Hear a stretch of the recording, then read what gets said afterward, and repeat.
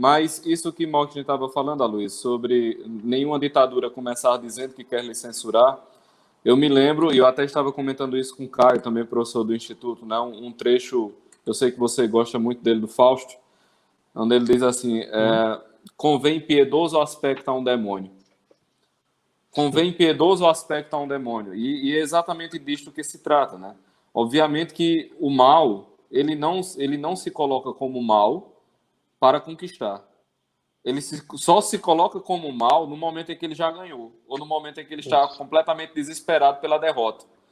Então ele se coloca como mal, mas primordialmente ele não se coloca. Então, assim, essas situações, como a que nós estamos vivendo agora, é o momento perfeito para você implementar determinadas coisas que de outra forma não conseguiria, né?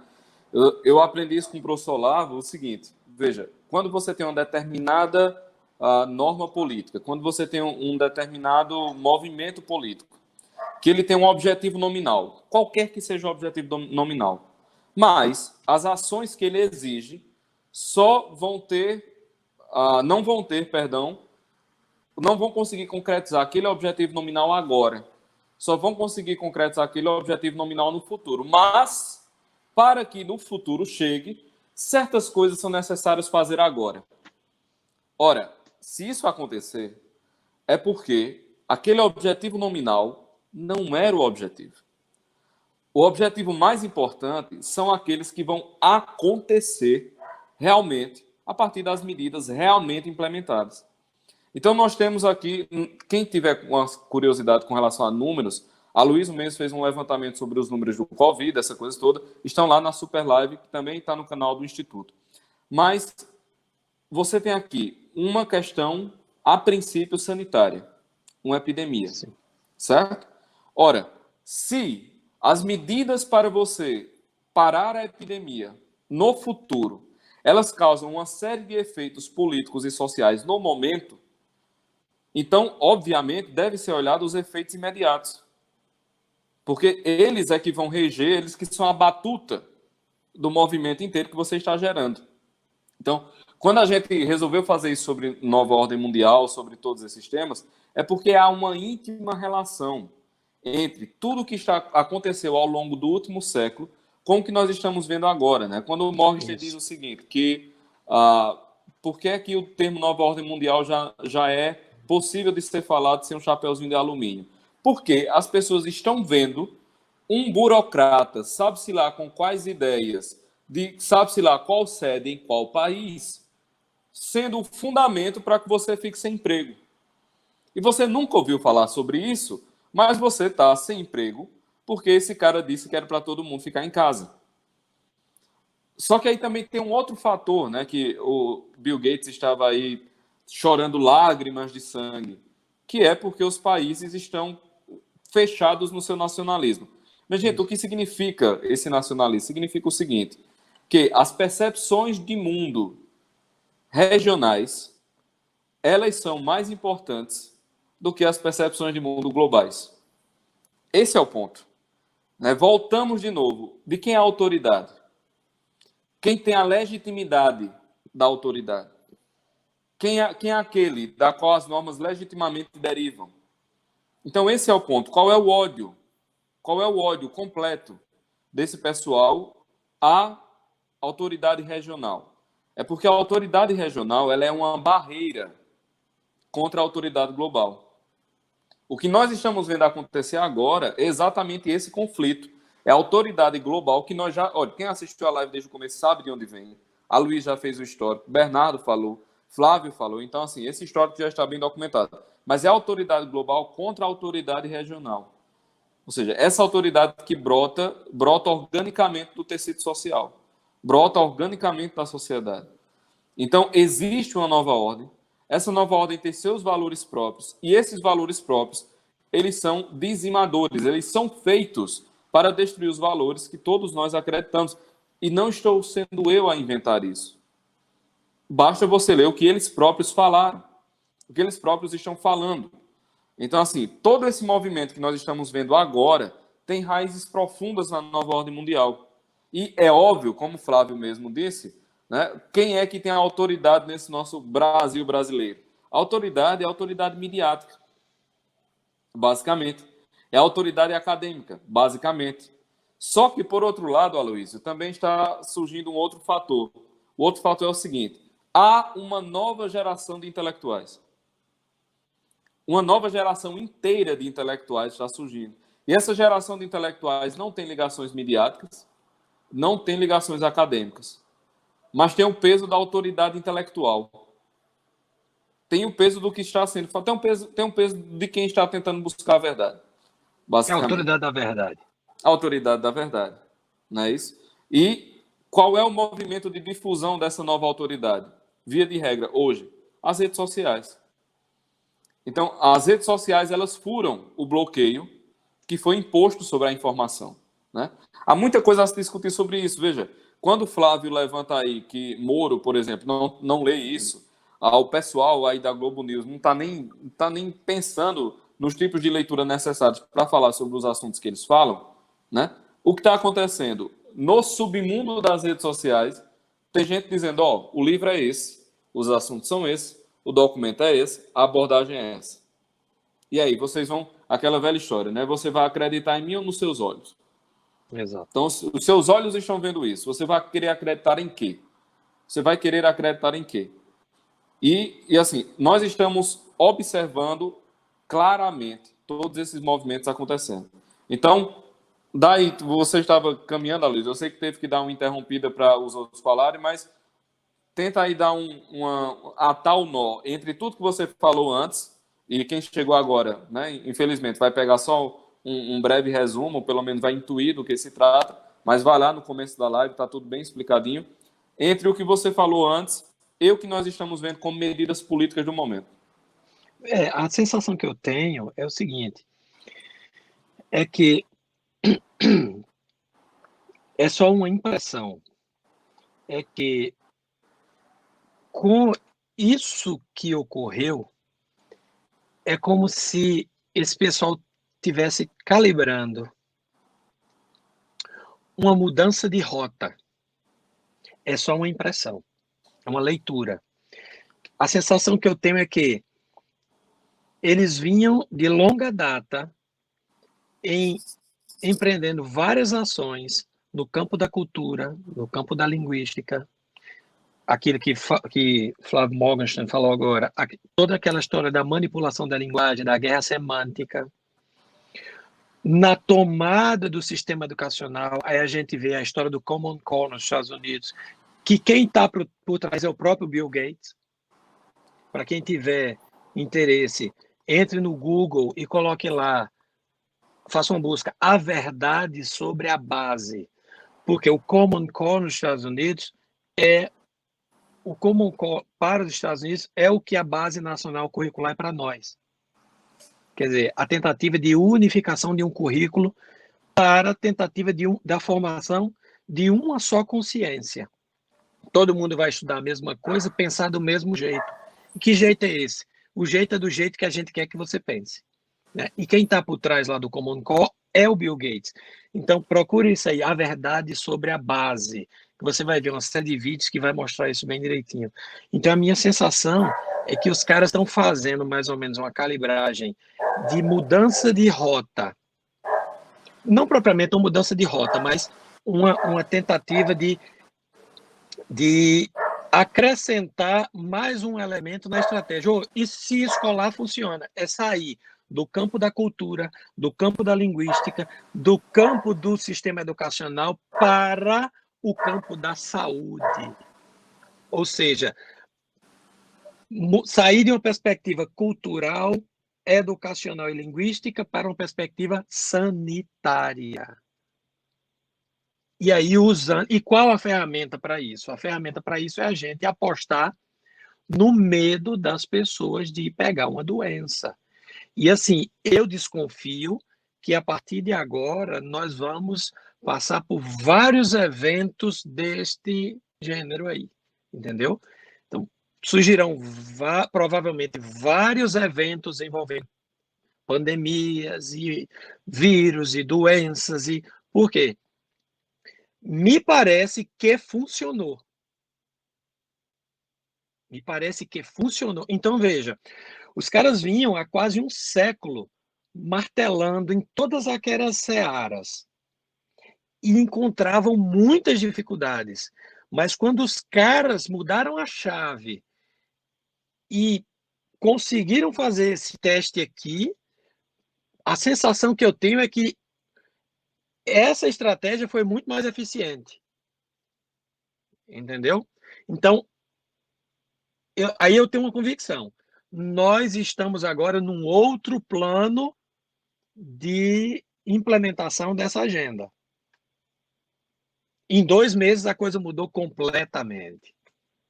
E aí, veja, você tem condições de falar 1000 vezes melhor do que eu sobre essa história da psicologia do medo que está por trás disso daí. Mas quando você vê que os caras conseguiram colocar todo mundo em casa e ninguém reclamou, conseguiram monitorar os telefones de cidades inteiras, de estados inteiros, e ninguém reclamou. Já existem vários e vários decretos estaduais e municipais.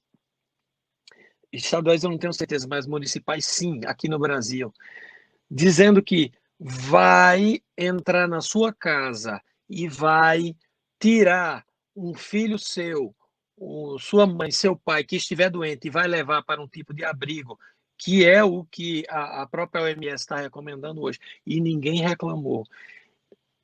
Os caras mandaram você para casa, você perdeu o seu emprego e ninguém reclamou. E você fala com essa pessoa, ele diz, não, mas tem que ficar em casa mesmo porque é muito perigoso. Quando você olha que os números não sugerem isso, a letalidade da coisa não é tão absurda quanto esse discurso aponta. Então, isso foi muito eficiente. E isso só pode ter sido conseguido com um rebaixamento do nível de consciência brutal das pessoas. Eu sempre insisto nisso. A guerra é pelas consciências, né? Então, o ser humano é um ser espiritual. Mais do que corpo e alma, ele é corpo, alma e espírito. E viver segundo o espírito é viver segundo a liberdade. É ser livre, não é? Viver segundo o espírito é ser livre e é, portanto, agir conforme a sua inteligência e vontade bem ordenada.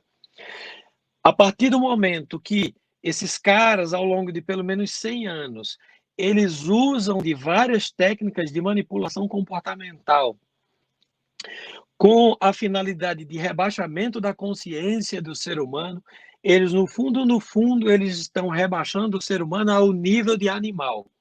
Eles estão animalizando o ser humano de modo que ele não responda, não haja e não reaja mais conforme o espírito, fazendo uso de sua inteligência, né, do seu intelecto, mas apenas respondendo a estímulos. Entendeu? Então, a partir do momento em que se consegue isso, uma população de países inteiros, e parece que praticamente todos os países do mundo, essa população, essas pessoas se tornaram dóceis a qualquer estímulo que ele ou não comprometesse, ou que ele tivesse ou que ele não compreendesse, ou que ele tivesse um medo, porque ele simplesmente não está fazendo mais uso, grande parte da população não está mais fazendo uso de suas faculdades intelectuais. Ô, Não está Aloysio, vivendo segundo o espírito. Isso é uma coisa meio pavloviana, né? Você Sim. dá o estímulo e... Agora, isso que você falou sobre a vida segundo o espírito, veja, a vida segundo o espírito é a vida humana. Aí você está aí me assistindo ou agora, ou está me assistindo daqui a 2 meses, 1 ano, 10 anos, está dizendo, mas eu não acredito nada disso de espírito. Meu querido, então entenda como espírito tudo aquilo que for, você não ir ao banheiro, você não trepar e você não comer. Exato. Certo? Exato. Tudo fora isto é uma vida superior. Então entenda como a vida do espírito, ou seja, a vida verdadeiramente humana é a vida do intelecto. É a vida da harmonia, é a vida do intelecto, certo? Ninguém, por exemplo, pensa que um tatu, uma minhoca, um louva-a-Deus, um besouro rola-bosta, ele vai viver conforme uma moral. né? Não existe isso, não existe moralidade na natureza. Quando a hiena ela está mascando um filhotinho de leão, ela não está, de maneira alguma, pensando na moralidade daquele ato. Não existe moralidade na natureza. Ou seja, Sim, a liberdade, a ação conforme a reta razão, ela é algo completamente humano. Inclusive, a reta razão que lhe leva a uma hierarquia de valores. Veja, o senso de proporção, ele é uma das medidas da inteligência. Porque você inteligir, você compreender, exatamente você ser capaz de capturar a essência daquela coisa e capturando a essência daquela coisa, ser capaz de hierarquizar o mundo à sua volta conforme uma escala de valores. Então você vê, por exemplo, esse objeto aqui, cadê? Esse objeto aqui, e você vê uma corrente de ouro. É óbvio que existe uma hierarquia de materiais, existe uma hierarquia de símbolos, existe uma hierarquia de significados, existe uma hierarquia de valor. Mas, se essa garrafa aqui tiver me sido presenteada por um ente muito querido que faleceu, obviamente, essa percepção que não é sensorial, que é puramente intelectiva, ela se torna imediatamente um bem superior na escala de valores. Então, eu vou preferir perder aquele colar de ouro a perder essa garrafa. Veja, esse tipo de hierarquia é uma valoração humana, certo? Quando a pessoa é colocada a reagir unicamente a estímulos, só estímulos externos, estímulos de tipo sensorial, estímulos relacionados à destruição ou não de alguma coisa material, e a animalização dessa pessoa não é uma figura de linguagem, não é uma força de expressão, é um dado concreto, é uma descrição jornalística. De fato, ela está perdendo aquelas potências que são potências unicamente humanas, ou seja, no final das contas é uma abdicação da vida humana. E o curioso exato. é que essa abdicação da vida humana é feita em nome da sobrevivência humana. É como se fosse assim, você estivesse trocando uma vida falsa, estivesse trocando uma vida real pela vida falsa, né?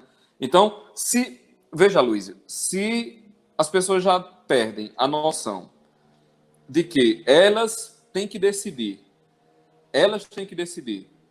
se diante das suas próprias circunstâncias, se diante de suas próprias inclinações, se diante daquilo que ela é, se diante das pessoas que dela dependem, ela vai tomar uma atitude de arriscar-se ou não. Ela vai tomar uma atitude de medir, de hierarquizar os valores para dizer, não, eu sei que eu posso contrair essa doença, eu conheço a taxa, eu estou vendo os números, e eu acredito que vai me fazer mais mal ficar com medo de contrair do que ir lá e viver a probabilidade que eu estou vendo aqui, que não é alta. Veja, se lhe é tirado esse direito, lhe foi tirado tudo. Sim, Lhe foi tirado tudo. Você não é mais humano. Você é qualquer outra coisa, mas você não é mais gente. Porra, você não é mais gente. Então, assim, quando as pessoas estão... E aqui, Luiz, você falou sobre a psicologia do medo, tem algo sobre toda essa situação que é muito interessante. Se alguém está em pânico e ela vê outra pessoa que não está em pânico, ela vai ficar puta. Ela é, vai ficar furiosa, ensandecida. Sabe por quê? Porque a coragem, ela denuncia a covardia. Assim como a virtude denuncia o vício. Não denuncia no sentido apostolar, no sentido catequético. A pessoa não precisa estar seu covarde, os covardes não herdarão o reino de Deus, lamba minha bota, seu covarde. Não, ninguém está falando essa palhaçada. Mas assim, o fato da sua postura não ser de pânico incomoda o outro, mas é num nível que o cara quer lhe matar. Por quê? Porque você não está com medo também. sim. Porque o fato de você não estar com medo denuncia que ele está. E tem mais uma outra coisa. Quanto mais dados você mostra que não há motivo para medo, tanto mais ódio ele sente. Porque aí você está mostrando que a covardia dele é sem razão. Aí é que o negócio lascou mesmo, meu amigo. Aí é que o cara vai ficar puto. Porque você está chamando, está gritando na cara dele que ele é um cagão. Tá entendendo? Isso é muito grave, pô. Sim. Isso é muito grave.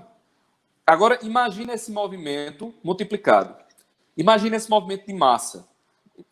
Então, assim, para abdicar da vida humana, é necessário abdicar da responsabilidade da escolha. E da escolha responsável.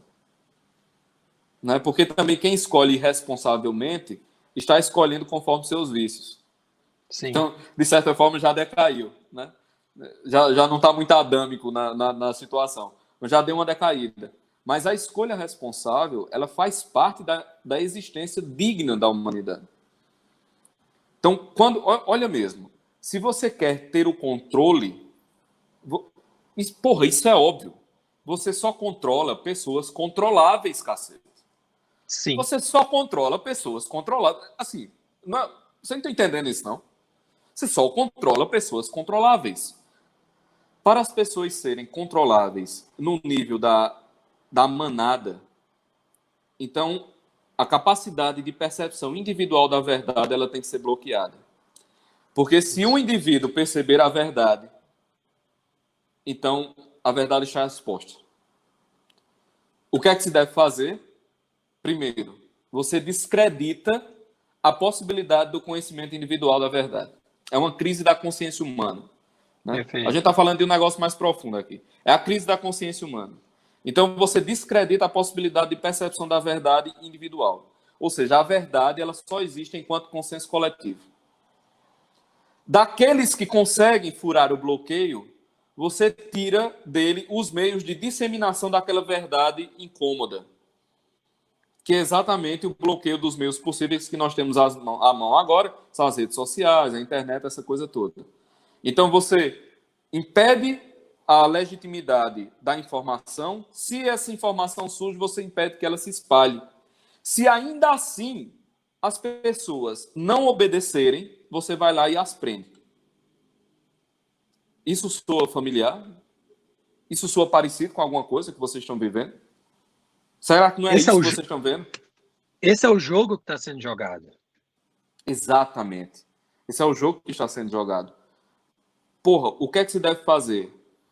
Virar gente, cacete. É isso que se deve fazer. É resgatar a humanidade. Exato. Veja, você diz, cara, eu entendi o que você disse, mas eu não tenho nem os dados. Pô, faça o seguinte, procure os dados. Você não precisa acreditar cegamente no que eu estou dizendo. Não precisa mesmo. Sim. Se isso lhe soou, se lhe ressoou como razoável, vá lá e procure os dados.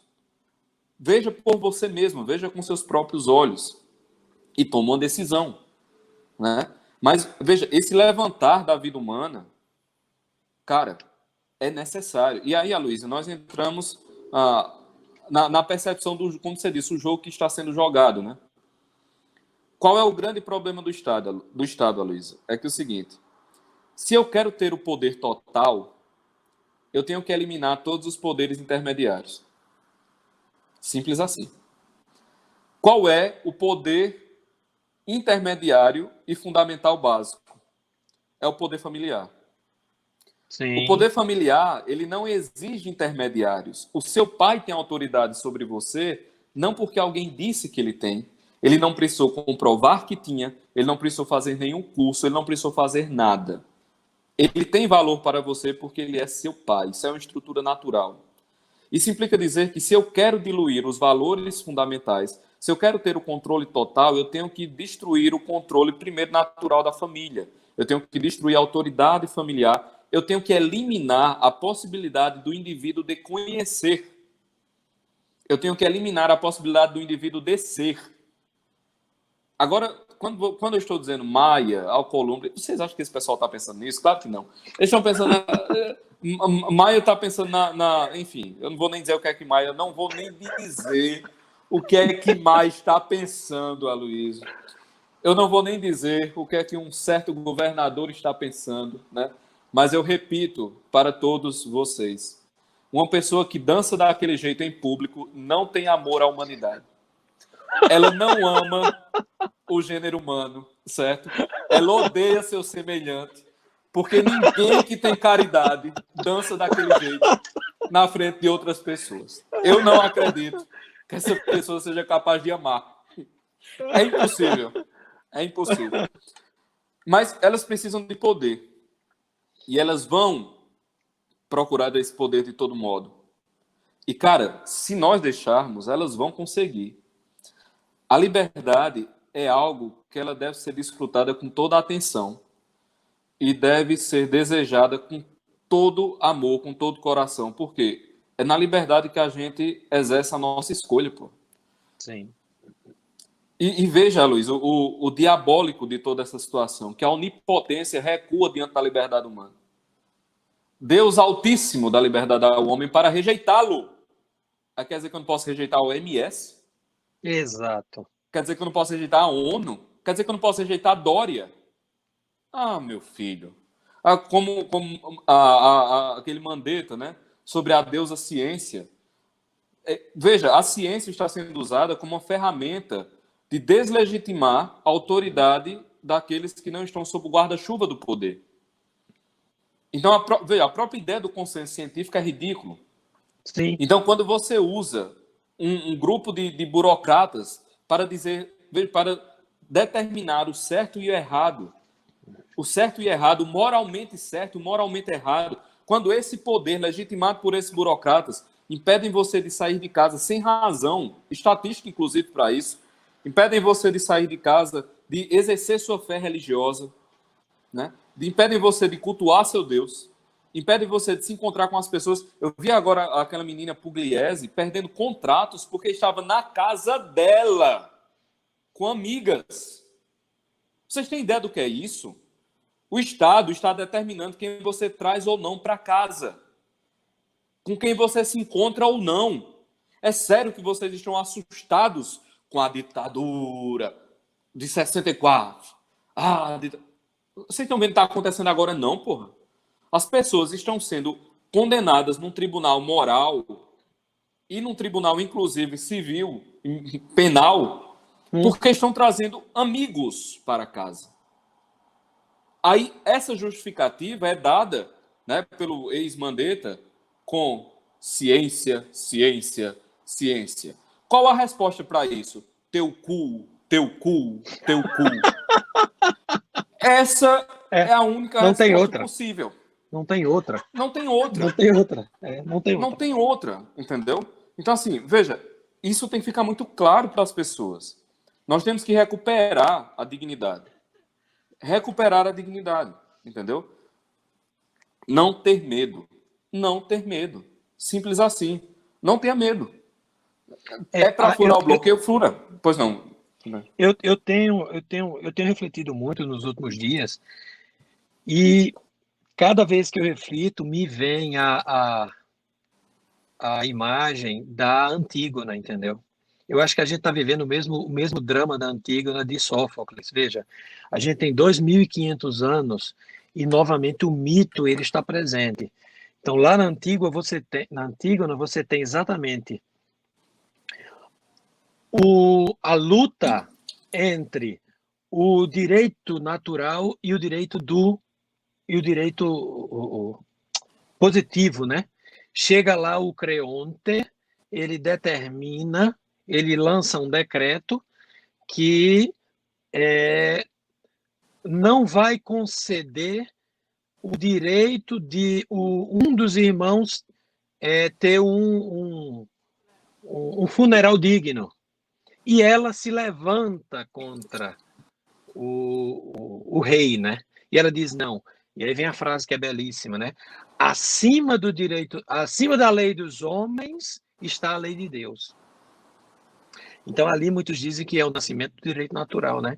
Então veja, nós não conseguimos ver muitas Antígonas hoje. Então, as pessoas estão acovardadas, quer dizer, nós vemos aos quatro cantos as Ismenes, que é a irmã que disse, não, nós temos que acatar o decreto do rei, mas esse decreto é injusto, é iníquo. E ela se levanta, ela diz, eu não admito isso e eu vou conceder um funeral digno ao meu irmão. Então, veja, é a velha luta entre um direito divino, natural, e um direito humano. E aí você vê esse mesmo conflito, por exemplo, lá quando o Cristo encarna no contexto de uma ordem de César. E ali você vai ver novamente o drama, o conflito entre o Deus que está se encarnando em cumprimento a um decreto de César que determinou um recenseamento. Esse conflito terá um novo drama, um novo ato lá no próprio julgamento do Cristo, perante Pilatos. E ali você vê novamente Pilatos diante, quer dizer, a autoridade humana e a autoridade divina. E aquela frase enigmática de Pilatos, né? O que é a verdade? Ele não conseguiu perceber a verdade quando a verdade estava diante dele. Exato. Né? Isso é belíssimo. Ele buscava um conceito, e aí ele não percebeu que a própria verdade encarnada estava de frente dele. Então a gente vê, eu tenho tido, assim, eu tenho feito essa reflexão e isso me vem constantemente. É a luta entre o poder temporal e o poder espiritual, entre o direito natural e o direito positivo. Só que para isso, para que nós possamos superar essa tensão e vencer, nós temos que ser como Antígona e não como Ismene. E rejeitar aquilo que tem que ser rejeitado. Só que aí a gente precisa de uma dose de coragem, a gente precisa resgatar a nossa consciência, a gente precisa rejeitar aquilo que tem nos empurrado para o nível abaixo do nosso humano, né? Isso envolve toda uma mudança de cosmovisão e uma certa revolta contra tudo isso que tem sido feito à nossa consciência. O jogo é pelas consciências, né? E a consciência é humana. O nosso mestre, Olavo, ele sempre diz, não há força maior do que a força da consciência humana. Exato. E é isso que está em jogo. A base do cofre é só a consciência humana é capaz de conhecer, né? Exatamente. Então, para a gente encerrar, Luiz, pessoal, não tenham medo. Esse é o ponto. Veja, esse espírito devorador da nova ordem, ele se alimenta exatamente da inumanidade. Ele se alimenta exatamente da ausência de coragem de ser o que se é. Então, se é preciso dar a vida, a gente dá a vida. Olha, não tem nada que desbarate mais um autoritário do que a força da naturalidade. A naturalidade é uma força divina. Você simplesmente fazer as coisas, porque você tem que fazer as coisas, você considera correto. Simples assim. Então, cara, você está precisando trabalhar, você vai e trabalha, porra. Sim, mas fulano de tal disse que não era para trabalhar. Certo, mas fulano de tal não tem obrigação com minha esposa e meus filhos.